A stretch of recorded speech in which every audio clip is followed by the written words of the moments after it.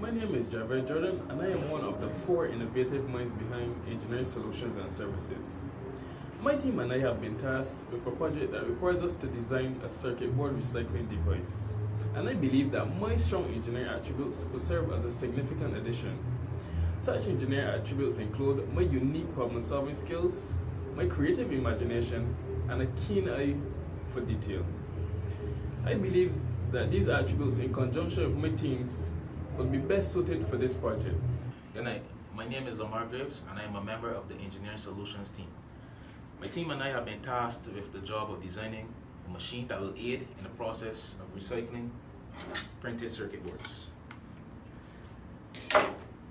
I believe that my technical skills, attention to detail, skill set acquired in SolidWorks, and most importantly, my creative mind will be an asset to my colleagues and the task at hand. And I look forward to working with Dwain, Javier, and Elijah on this project. Hi, my name is Bobb, and I'm a design engineer at Engineering Solutions and Services. My team and I, which includes me of course, were tasked with designing a machine for a recycling company which aids them in separating electrical components and solder from electrical boards. The expertise I bring to this team are my design expertise, my technical knowledge, and my research skills. Did you know that every year, thousands of PCBs, short for printed circuit boards, are thrown away, never to be used again? Hi, my name is Dwain Hurmal, and my team and I here at Engineering Solutions and Services have been contracted by a recycling company to design a machine to remove solder and small components from printed circuit boards for the purpose of recycling. As an experienced member of the research department, my key attributes include in-depth research and analysis, as well as my impeccable brainstorming abilities and organizational skills. I look forward to working on this project, as our preliminary designs are nothing short of innovative and efficient, which is what we strive for here at ESS. A printed circuit board mechanically supports and electrically connects various components using conductive tracks to form a circuit. Components are generally soldered onto the PCB to both electrically connect and mechanically fasten them to it. Components are attached to the board by 2 methods: surface mount technology and through-hole technology. As it relates to recycling PCBs, the main step involved is dismantling them. The 3 main reasons for dismantling the board are to help conservation of resources, reuse of components, and elimination of hazardous material from the environment. Recent studies have shown that the waste from electrical devices are steadily increasing. Unfortunately, with the increase in electrical waste, only about 20% of the total waste accumulated is actually recycled. Before delving into the problem at hand, it is absolutely necessary to define the project within its context. The on-screen illustration summarizes the recycling process of an end-of-life PCB. As mentioned earlier, dismantling is the main process for recycling circuit boards. Within the project scope, we at Engineering Solutions and Services are particularly interested in recovery of physical components. Hence, our focus lies mainly in solder melting and material separation. Our output must be able to flow smoothly into the recycling and rebuilding aspect as shown on screen. Formally, the problem is defined as follows.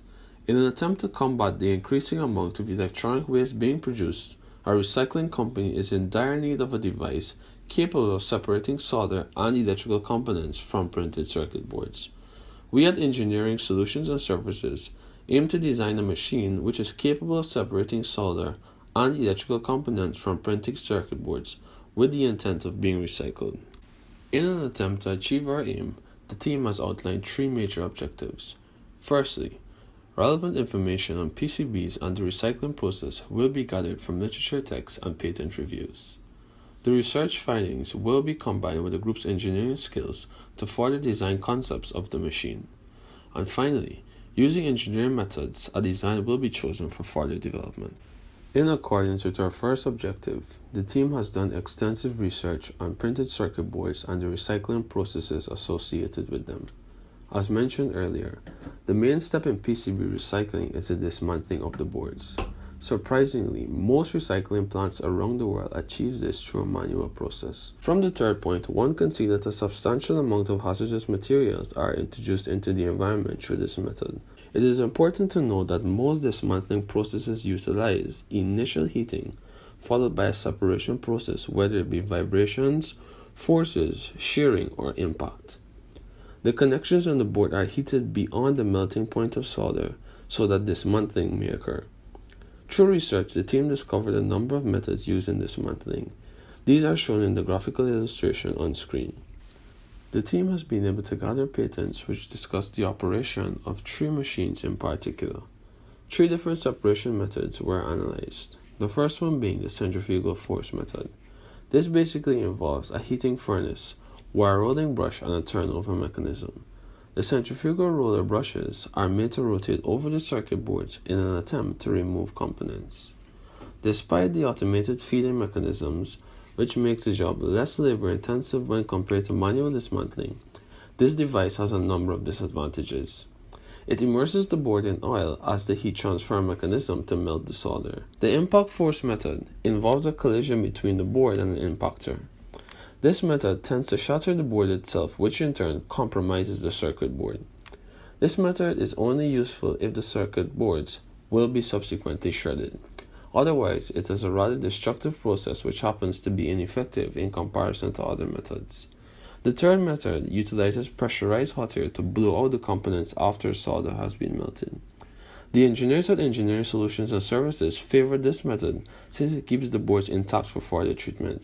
In addition, it requires a very simple mechanism with relatively few working parts.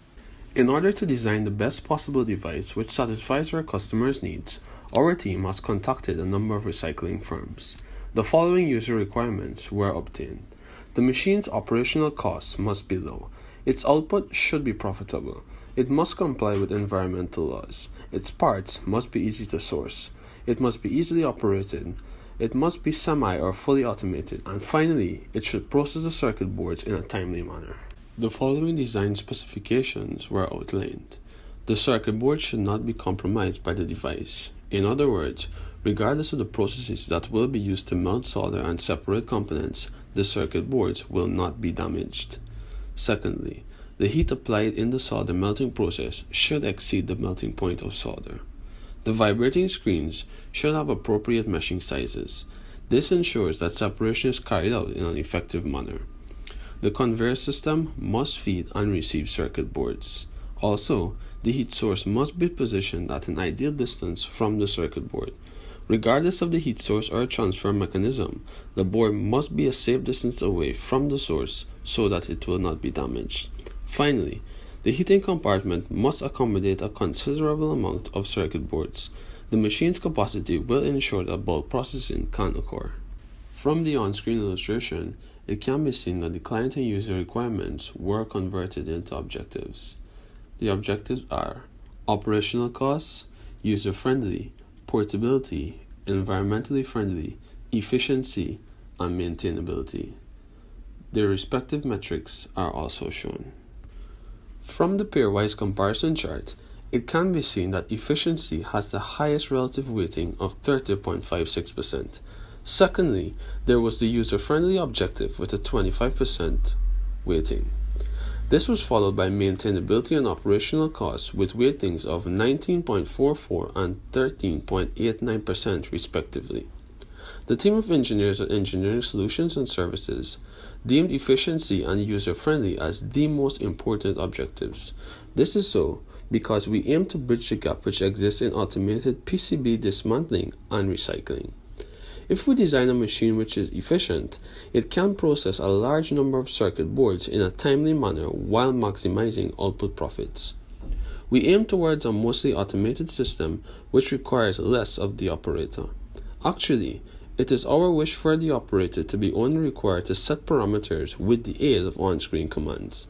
Subsequently, the machine dismantles and separates the PCB components independently.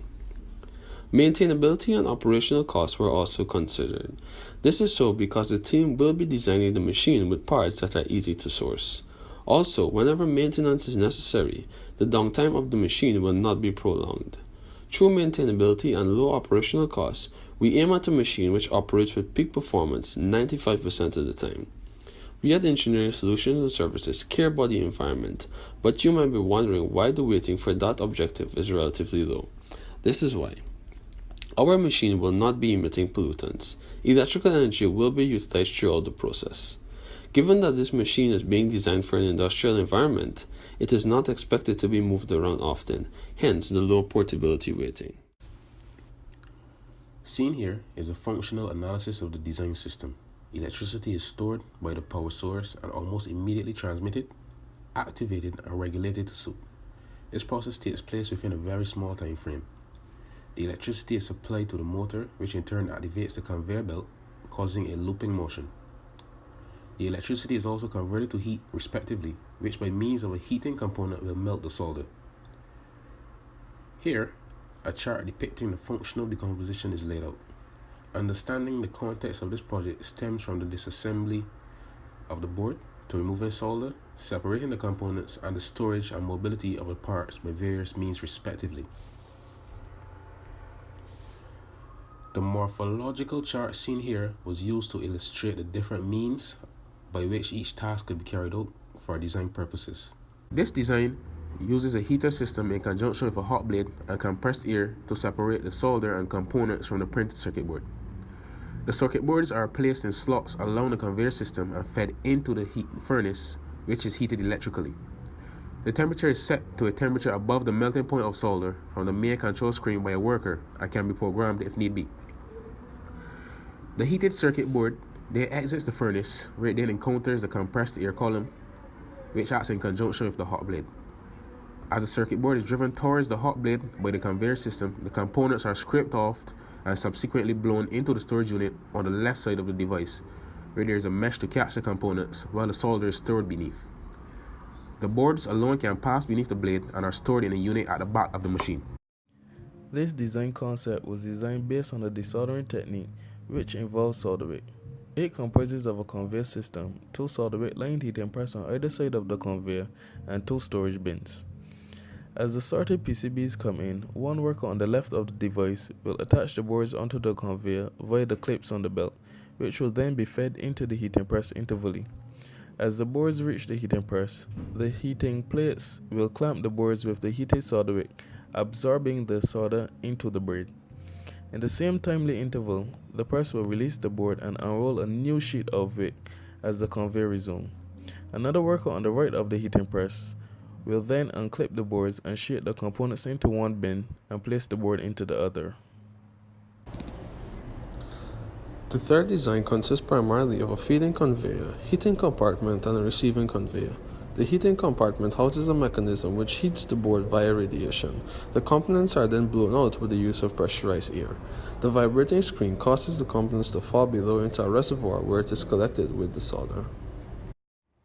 The design concepts were then further analyzed to determine which concept would be the most feasible for further development. This was done with the use of a selection matrix, which comprised of data from the pairwise comparison in conjunction with the objective raw scores determined by the team.